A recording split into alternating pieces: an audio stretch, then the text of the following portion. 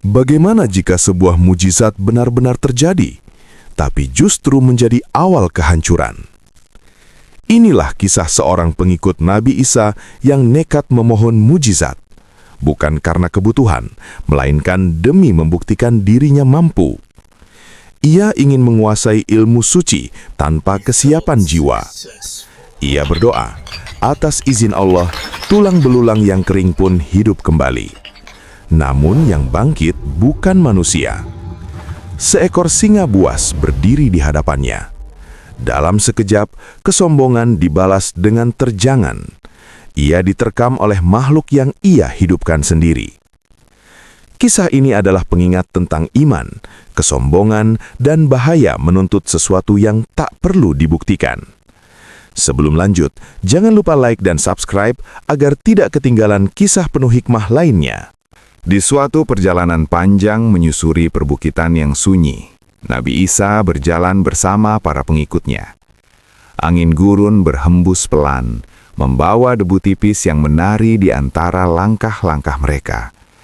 Perjalanan itu bukan sekedar perpindahan dari satu tempat ke tempat lain, tetapi juga perjalanan ruhani, tempat hati ditempa dan iman diuji. Di tengah jalur berbatu itu, mereka menjumpai sesuatu yang mencolok di lereng sebuah bukit kecil. Sebuah tumpukan tulang belulang seekor hewan tergeletak tak beraturan. Tulang-tulang itu tampak kering dan rapuh, seolah telah lama ditinggalkan waktu. Tidak ada daging, tidak ada kehidupan, hanya sisa-sisa makhluk yang pernah bernyawa. Sebagian pengikut memandangnya sekilas, lalu kembali melangkah.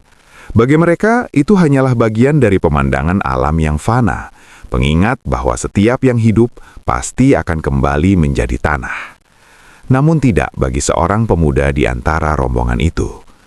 Pandangan pemuda itu terpaku. Di dalam benaknya muncul gelombang rasa penasaran.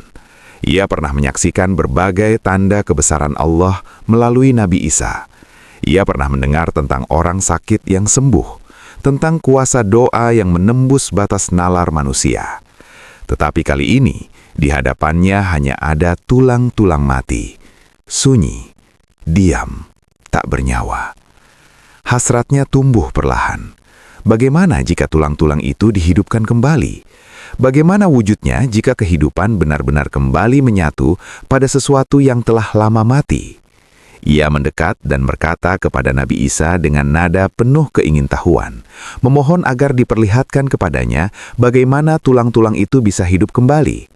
Bukan karena keadaan mendesak, bukan karena ada kebutuhan yang harus diselamatkan, melainkan semata karena ingin melihat, ingin menyaksikan dengan mata kepala sendiri.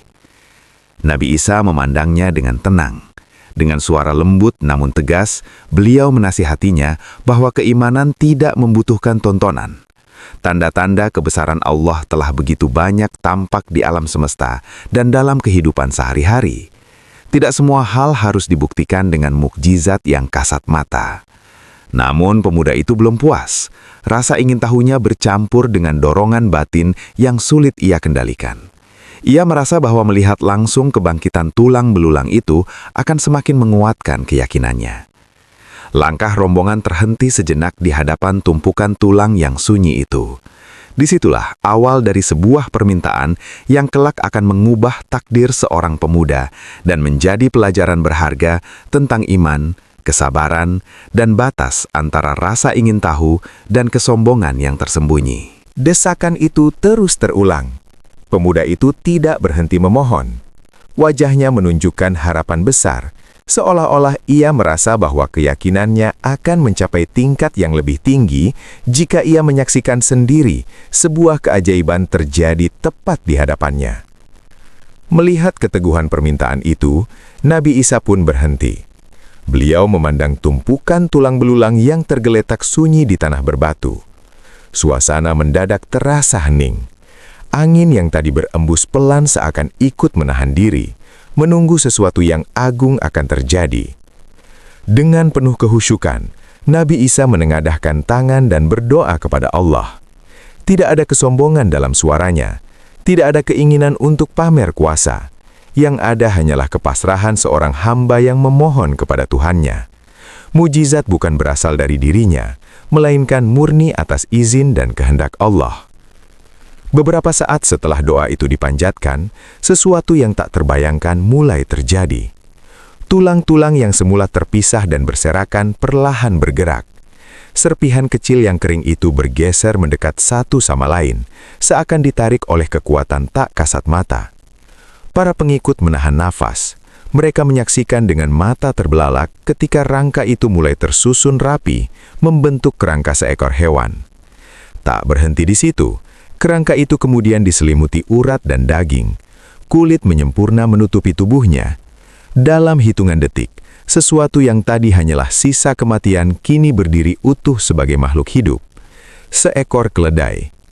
Hewan itu menggerakkan kepalanya, mengibaskan ekornya, lalu berdiri dengan kokoh di atas tanah yang sama tempat tulangnya dulu berserakan. Kehidupan telah kembali atas izin Allah semata. Para pengikut terpaku dalam kekaguman. Sebagian menitikkan air mata, sebagian lagi bergetar oleh rasa takjub. Mereka menyaksikan dengan jelas betapa mudahnya Allah menghidupkan kembali sesuatu yang telah lama mati. Namun di antara mereka, pemuda yang tadi memohon justru merasakan sesuatu yang berbeda. Kekagumannya bercampur dengan gejolak lain di dalam hati. Ia tidak hanya terpesona oleh kebesaran Allah, tetapi juga mulai membayangkan betapa luar biasanya jika ia sendiri mampu melakukan hal yang sama. Di balik sorot matanya yang berbinar, tumbuh sebuah keinginan baru. Keinginan untuk menguasai ilmu yang barusan ia saksikan. Mujizat yang seharusnya menundukkan hati, perlahan justru menumbuhkan ambisi yang belum ia sadari bahayanya. Setelah keledai itu berdiri hidup di hadapan mereka, hati pemuda itu tak lagi tenang. Pikirannya dipenuhi bayangan tentang kekuatan yang baru saja ia saksikan. Baginya, itu bukan sekedar tanda kebesaran Allah, melainkan sebuah kemampuan yang tampak bisa dipelajari. Dengan langkah cepat, ia mendekati Nabi Isa. Dengan nada penuh harap, ia berkata, memohon agar diajarkan doa dan ilmu yang baru saja dipanjatkan. Ia ingin mengetahui kalimat-kalimatnya, ingin memahami caranya, ingin memiliki kemampuan yang sama. Nabi Isa memandangnya dalam-dalam. Ada kasih sayang dalam tatapannya, tetapi juga ketegasan.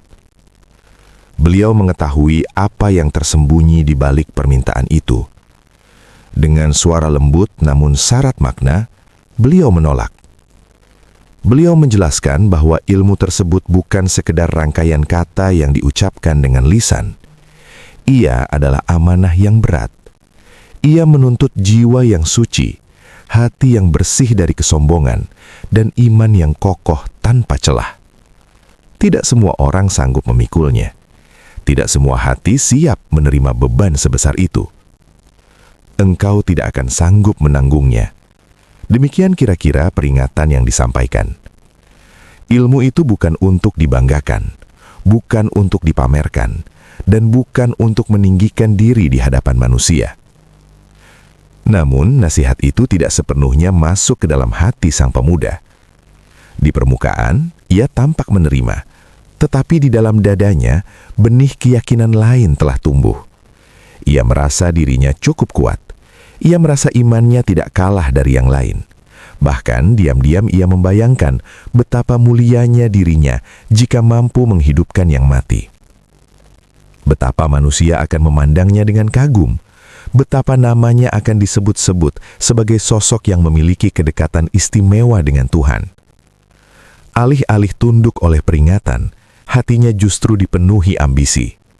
Ia tidak melihat ilmu itu sebagai amanah, melainkan sebagai pencapaian. Ia tidak melihatnya sebagai ujian, melainkan sebagai kesempatan untuk menjadi luar biasa. Dan sejak saat itu, tanpa ia sadari, ia telah melangkah satu langkah menjauh dari kerendahan hati yang seharusnya menjaga dirinya.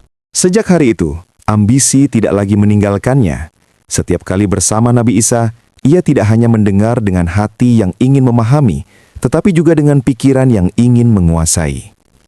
Ia berusaha mengingat setiap kalimat doa yang pernah diucapkan, setiap susunan kata yang terdengar di telinganya.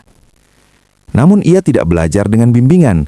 Ia tidak bertanya dengan kerendahan hati. Ia hanya menangkap potongan-potongan yang ia dengar, menyusunnya sendiri menurut pemahamannya yang terbatas. Ia mengira bahwa kekuatan terletak pada lafaz, pada bunyi kata-kata yang diucapkan, bukan pada kebersihan hati dan izin Allah yang menyertainya. Di malam hari, ia mengulang-ulang kalimat itu dalam bisikan pelan. Di saat sendiri, ia mencoba merangkainya kembali, merasa semakin yakin bahwa ia telah menguasainya. Setiap keberhasilan menghafal satu bagian membuatnya semakin percaya diri. Dalam benaknya, ia tidak lagi merasa sebagai murid yang belum siap, melainkan seseorang yang hampir mencapai tingkat yang sama. Waktu berlalu hingga suatu hari, kesempatan yang ia tunggu-tunggu datang. Dalam perjalanannya seorang diri, ia menemukan tumpukan tulang belulang hewan lain di sebuah tempat yang sunyi. Tulang-tulang itu tergeletak kering, tak berbeda jauh dari yang pernah ia lihat sebelumnya.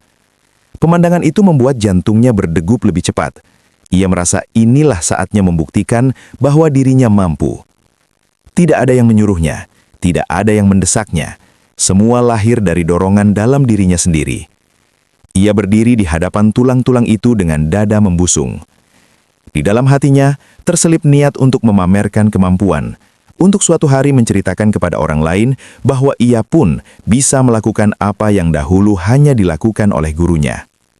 Ia ingin diakui, ia ingin dipandang istimewa. Dengan keyakinan yang bercampur kesombongan, ia mulai melafalkan doa yang telah ia pelajari secara sembunyi-sembunyi. Kalimat-kalimat suci itu keluar dari lisannya, namun hatinya tidak sepenuhnya tunduk. Ia tidak memohon dengan kepasrahan, melainkan dengan ambisi.